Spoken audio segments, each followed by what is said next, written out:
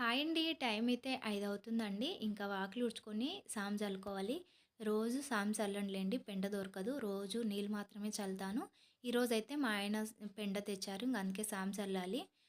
భూమి మొత్తం దుక్కి దుక్కి అయిందండి. అంటే చేసేది కట్టపని కాబట్టి మొత్తం మట్టి లేస్తదండి. ఇంక అందుకే వారానికి ఒకసారైనా సాము చల్లాలి. ఇంకా సాంపి చల్లిన తర్వాత ముగ్గైతే పెట్టుకుంటానండి. ఈడ దర్వాజ ఉంది కాబట్టి ఇంకా దీని మీద చల్లకుండా లోపల చీపురేసి మొత్తం అలకాలండి.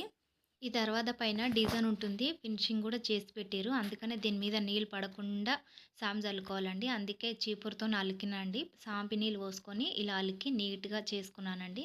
ఇది చేసేది కట్ట పని కాబట్టి కొంచెం మట్టి మట్టిగా ఉంటుంది. అందుకే లోపల వరకు నీట్‌గా అలికాను. ఇంత టైం అయింది చూడండి ముగ్గేసుకోవడానికి. తెల్లారిపోయింది. ఇంకా ముగ్గు కూడా వేసుకున్నానండి. నా ముగ్గు ఎలా ఉందో చెప్పండి. తప్పకుండా లైక్ చేయండి. నా ముగ్గు నచ్చితే మాత్రం. ఇంకా మొహం కడుక్కొని చాయ్ అయితే తాగుతున్నానండి. మరి ఈ వీడియో గనుక మీకు నచ్చినట్లయితే ప్లీజ్ లైక్ చేసి సబ్స్క్రైబ్ చేసుకోండి.